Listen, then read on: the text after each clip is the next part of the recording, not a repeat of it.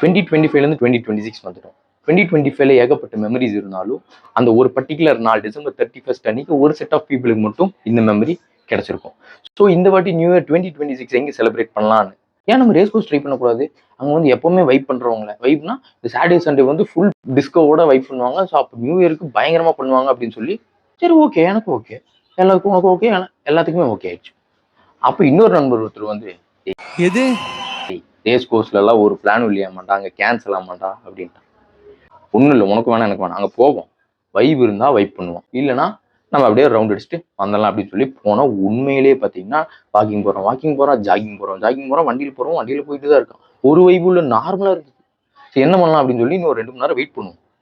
ஒரு வெயிட் பண்ணி மக்கள் கூடுற மாதிரி இருந்தால் நம்ம வந்து அங்கேயே செட் ஆயிடுவோம். இல்லைனா வண்டி எடுத்து கிளம்பிடும் அப்படிங்கிற ஒரு மைண்ட் செட்டில் வண்டியை போட்டு சரி டைம் இருக்கே ஒரு 2 ரவுண்ட் அடிப்போம்னு சொல்லி 2 ரவுண்ட் அடித்தோம். வாக்கிங் 2 ரவுண்ட் அடித்தா கரெக்டாக 2வது ரவுண்டு முடிவில் ஒரு எஸ்ஐ வந்து படித்த தம்பிக்கு தான் நீங்கள் கரூரில் நடந்துற மாதிரி நடந்துருக்கும் போது தயவு செஞ்சு இங்கே வந்து கிளம்பிடுங்க அப்படின்ட்டு என்ன பண்ணலாம் அப்படின்னு சொல்லி நாங்கள் ஓரம் கட்டி நின்ட்டோம். அங்கே கரெக்டாக அந்த கிளாக் டவர் முன்னாடி வந்து எப்பவுமே வைப் பண்ணுற இடத்துல நின்னாச்சு போடுவாங்கன்னு சொல்லி சரி ஒரு டைம் ரெஸ்ட்ரிக்ஷன் இருக்கும் எனக்கு தெரிஞ்சு 11:30 to 12 வந்து ஆன் பண்ணுவாங்க ஒரு வைப் பண்ணுவாங்க அப்படின்னு சொல்லி நின்ட்டோம். அப்படின்னு பார்த்தா சரி கூட்டம் வரும்னு பார்த்தா வந்தது பாருங்க கூட்டம் வண்டி நிறுத்த முடியாத அளவு கூட்டம் சரியான கூட்டம் வண்டி ஃபுல் ரோடு ஃபுல் பேக் மக்கள் வந்துக்கிட்டே இருக்காங்க சின்ன குழந்தைங்க பெரியவங்க முடியும் எல்லாம் ஃபுல் வைப்ல வந்துருக்காங்க அவங்களால கண்ட்ரோல் பண்ண முடியல. ஸோ அவங்க வந்து எக்ஸ்ட்ரா போலீஸ் ஃபோர்ஸ் தான் இருக்க வேண்டியதாக இருந்தது. So all were in control அவ்வளோதான் வேற ஒன்றும் இல்லை. ஸோ இருந்தவொன்னு 11:30 போல போடுவாங்க அப்படின்னு போய் பார்த்தா நாங்களும் அந்த கிளாக் டவர் முன்னாடி அசம்பிள் ஆகிட்டோம் போடலை. 11:45 ஆச்சு போடலை. 11:50 51 52 53 ஆச்சு போடலை. 54 55 ஆச்சு போடலை.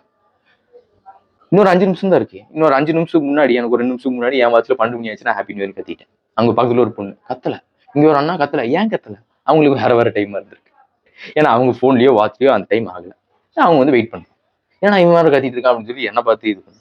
அப்புறம் கொஞ்ச நேரம் கழிச்சு இவங்க கத்துறாங்க ஹாப்பி நியூ இயர்னு. அப்போ நான் அவங்கள பார்த்தேன் அவங்க என்ன பார்த்தாங்கன்னா நான் அவங்கள பார்த்தேன். அப்புறம் அங்கே ஒரு தாத்தா கத்துறாரு ஹாப்பி நியூ இயர். ஸோ ஒவ்வொரு பீப்புளுக்கும் ஒவ்வொரு டைமில் வந்து அந்த ஹாப்பி நியூ இயர் வந்து அங்கே அமைஞ்சுது.